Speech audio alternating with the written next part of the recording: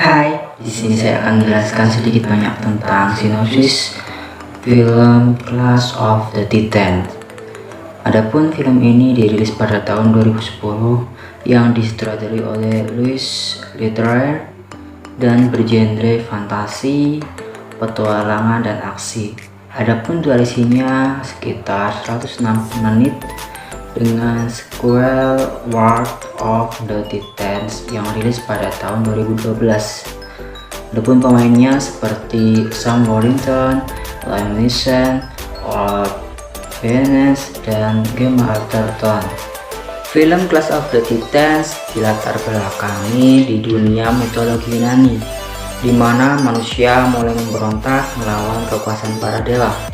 Zeus yang saat itu memerintah Olympus dan manusia, sementara saudaranya Hades menguasai dunia bawah atau underworld. Cerita pun dimulai dengan Raja Akrises dari Argos yang menentang para dewa. Ia dikutuk oleh Zeus karena menyerang istrinya Danae, yang kemudian melahirkan seorang anak setengah dewa bernama Perseus. Bayi itu kemudian dihanyutkan ke laut dengan keadaan di dalam peti, namun ditemukan dan dibesarkan oleh seorang nelayan bernama Speros dan keluarganya.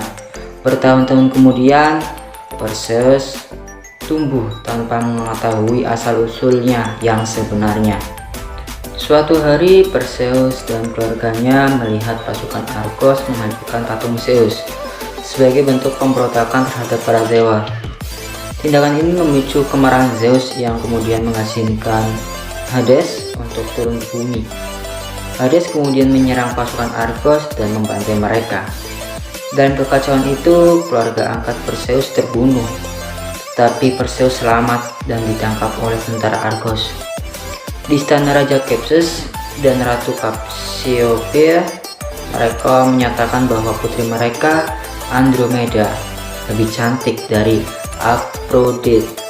Sebagai hukuman, Hades muncul dan mengancam akan melepaskan Kraken dalam 10 hari, kecuali Andromeda dikorbankan. Saat itu, Hades juga mengungkapkan bahwa Perseus adalah anak Zeus, meskipun Perseus menolak takdirnya sebagai setengah dewa.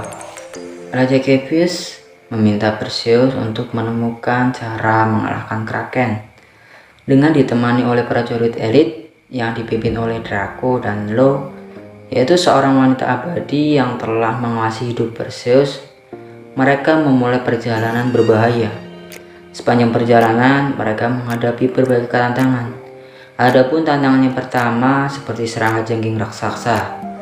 Hades mengirimkan Akrises atau Kalibas, mantan Raja Argos yang dikutuk, untuk membunuh Perseus. Saat bertarung, darah Kalibas yang jatuh ke tanah menciptakan jengking raksasa. Mereka nyaris kalah, tetapi diselamatkan oleh suku Jin, makhluk magis dengan tubuh kayu yang membantu mereka dalam perjalanan. Yang kedua, mereka mencari 3 penyihir buta yang dapat meramalkan cara membunuh Kraken.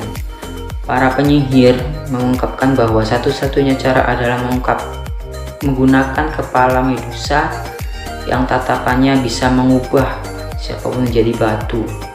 Tantangan kedua yaitu mereka mencari 3 penyihir buta yang mendapat meramalkan cara membunuh Kraken.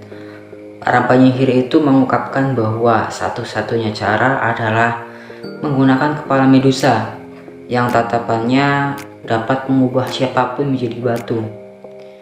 Yang terakhir adalah pertempuran dengan Medusa. Perseus dan kelompoknya memasuki dunia bawah untuk menghadapi Medusa. Dalam pertarungan ini, banyak dari mereka terbunuh, termasuk Draco.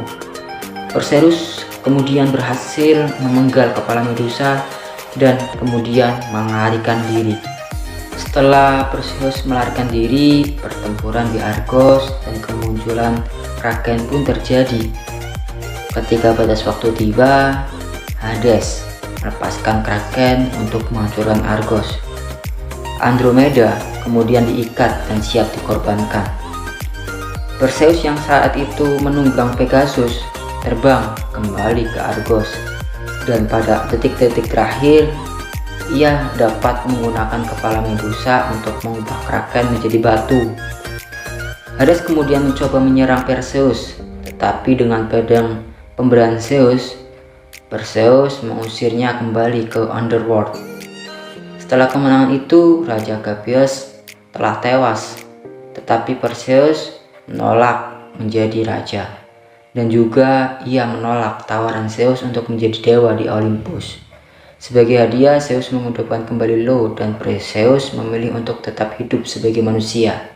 Secara garis besar, tema dari film tersebut yaitu menampilkan perjuangan manusia melawan takdir dan kekuasaan para dewa. Perseus yang lahir sebagai seorang setengah dewa menolak untuk tunduk kepada para dewa dan berjuang atas kehendaknya sendiri.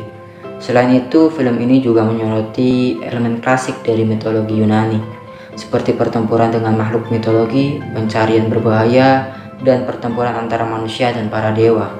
Dengan film aksi fantasi yang penuh dengan adegan pertempuran epik yang disajikan dengan efek visual yang spektakuler dan kisah klasik tentang pahlawan yang melawan takdirnya, meskipun memiliki banyak perubahan dari metodologi aslinya, film ini tetap berhasil menghadirkan pengalaman sinematik yang menghibur para penontonnya.